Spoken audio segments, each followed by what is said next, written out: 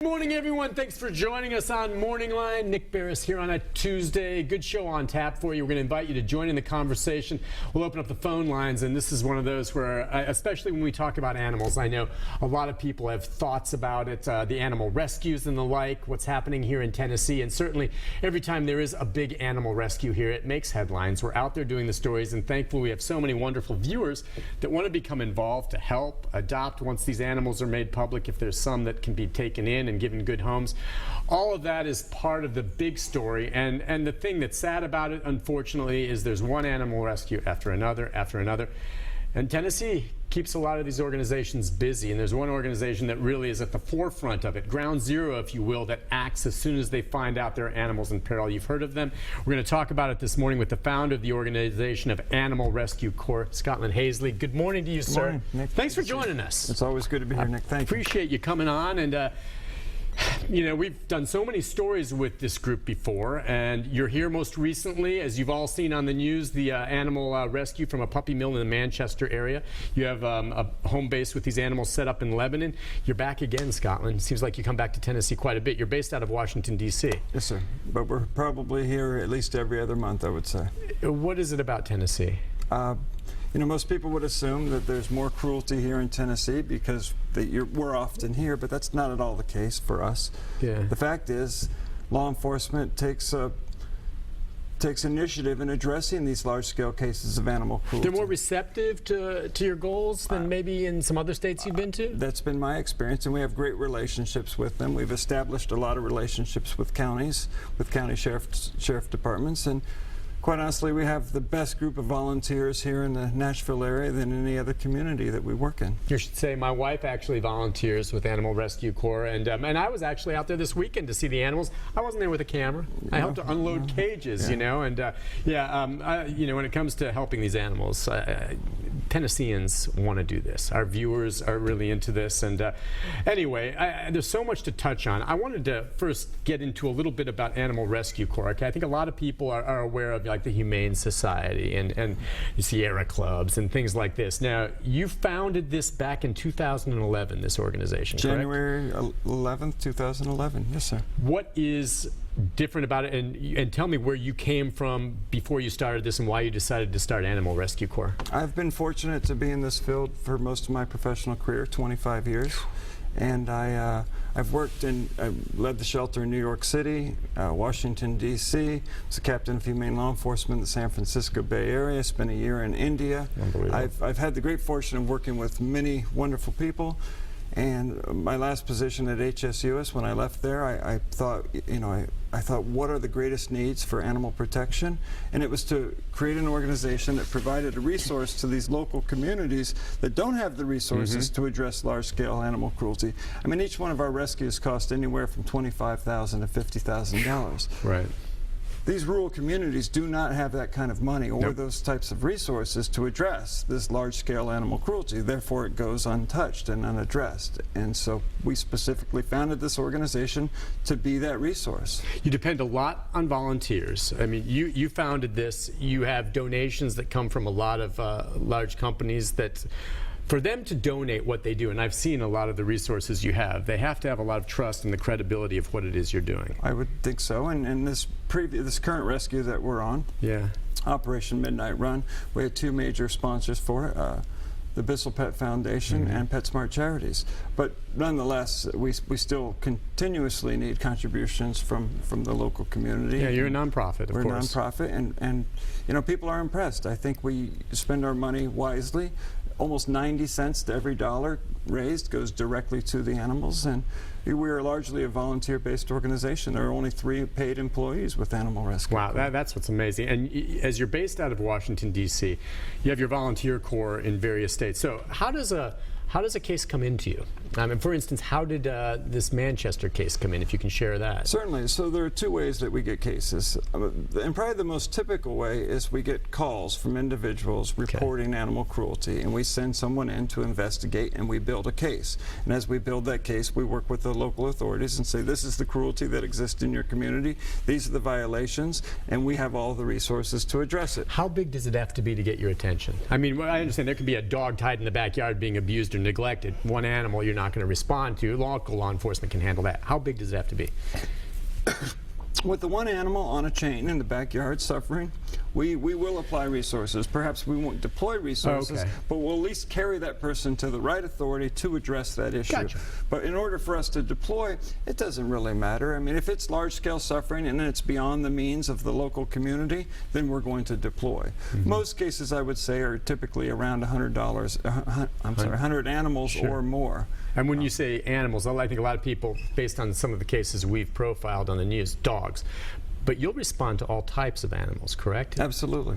We did a monkey rescue in Shelbyville here probably about 2 years ago. I remember that. Now, monkey rescues, I was talking to one of your colleagues this past weekend talking about just how dangerous monkey rescues can be because of the nature of those animals. Certainly. They have 4-inch fangs. Yeah, that's what I was going to say. I mean, sometimes I wonder what's more dangerous as you respond, be it, monkey rescues. You do dogs, by the way. Horses. Horses, cats, dogs. Birds. Monkeys, birds. I remember you did the big bird one. Absolutely, in Portland. Yes. And you brought back these amazing exotic birds. I think you set up at the fairgrounds here in the Nashville area back for that one. As dangerous as it sometimes can be responding to the type of animal, I wonder if the greater danger sometimes is confronting the owners or those responsible. Oh, the human animal is no doubt the most dangerous. And not only the most dangerous in terms of our safety, but the most dangerous in terms of what they are doing to these animals, the pure neglect that we're witnessing. You know, this case we just did, and I was telling you, most of our cases we build ourselves, but as we continue to be here in the Nashville area, we continue to build relationships with local law enforcement and as well as other resources. And we got a call. We were on another case, Nick, in Chicago. Okay. We had just done a puppy mill there just under 2 weeks ago. We'd seized the animals. We were caring for them. We got a call last Saturday from the Coffee County Sheriff's Department saying that he was on scene of the worst cruelty he's ever seen, and he had no resources to address it. He had a warrant in hand. We have some video we'll roll while you talk about this of what happened. Yeah, but go He ahead. had a warrant in hand, and he had nowhere to go. He knew that he couldn't consume or couldn't take in this number of animals, and he knew that he didn't have the resources locally. So he essentially said, what can we do? He showed us one picture of the images of the animals on the property, and we found a way to split our team in two, drive all night. We left Chicago, we drove all night, and we got there first thing in the morning, about 7 o'clock in the morning. We set up our operation, and we were removing animals within 12 hours of receiving that call. Now, when you do this, okay, we now know and have reported that the owner of this property is charged, I think, with at least 10 counts of animal cruelty, and was, last I heard, booked on $10,000 bond. Don't know if she's bonded out, but okay, does law enforcement, you don't go onto the property without law enforcement first going with you. In this case, it worked out fine. Talk about how it is that these owners surrender the animals, and do they always sometimes, and I mean, does it get confrontational? Oh, it certainly does, and has been confrontational. As I said, I've been doing this for 25 years. I've been shot at several times. I've been hit once, shot once.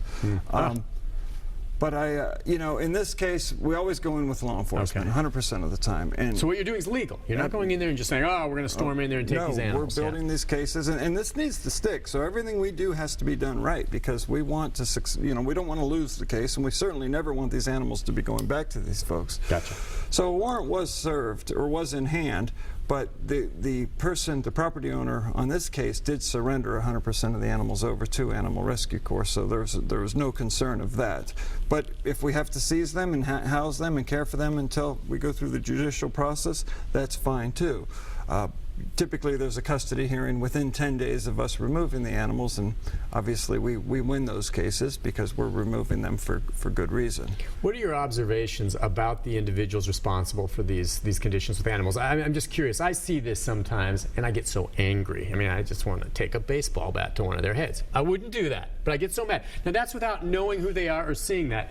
And then oftentimes after the fact, when we investigate this, and you've seen it, I'm sure, you find out that the humans themselves that live in these areas are living in squalor as well. And I've seen cases personally where clearly the individuals involved are mentally ill.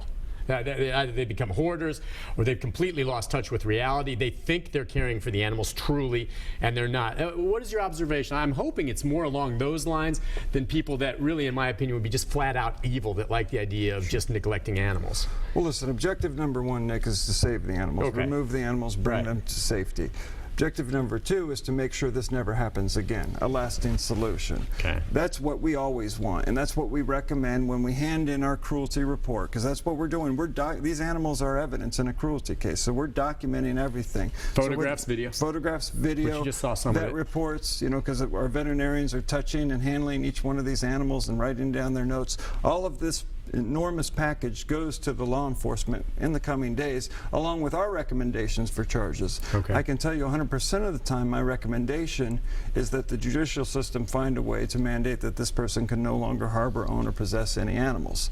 I'm less concerned about them doing time. I mean, in this case, as you said, our compassion is not limited to animals. Sure. It certainly extends to the people. And in this case, there's a mental illness. There's no question about it. Yeah. She did know the difference between right and wrong. She worked for a veterinarian. She cared for animals. She gave advice. So I think this is a tricky situation. But you've said too to me before that when you show up on some of these cases, you actually get the sense when you finally confront the owner of a little bit of relief that finally someone has come, and deep down maybe they knew they could no longer control it, but they didn't know what to do or never took that action. In this case, which was rare, this person acknowledged that she was in fact a hoarder and needed help, and we don't typically see that. So that's the start, and that's a great start. And her sitting in jail for several years, or whatever the extent is not going to do anybody good. No. The best thing that can happen here is that she gets the mental health. Yeah, I think you make a great point as we go to the break. It's not just job one's rescuing these animals and getting them safe, but job two as well, or an equal, is that you want to help these individuals if they need it, the humans. Absolutely. And they get it. Listen, we'll take a break on that note. When we come back, we'll continue our conversation, show you some more of the video of these animals, talk about the conditions that you've seen. How you said this one in Manchester, a lot of people like to use hyperbole and say, oh, it's the worst we've ever seen. Absolutely. And you've seen a lot of stuff. But you say this one was right up there. Rusted shut cages and such. We'll go into that, and we'll open up the phone line, 737-7587. If you're on hold, stay there. We can take a few of your calls for him as well, just about what it's like, the business questions you may have about getting involved, adopting, things like that. We'll be back with more right after this. Stay with us.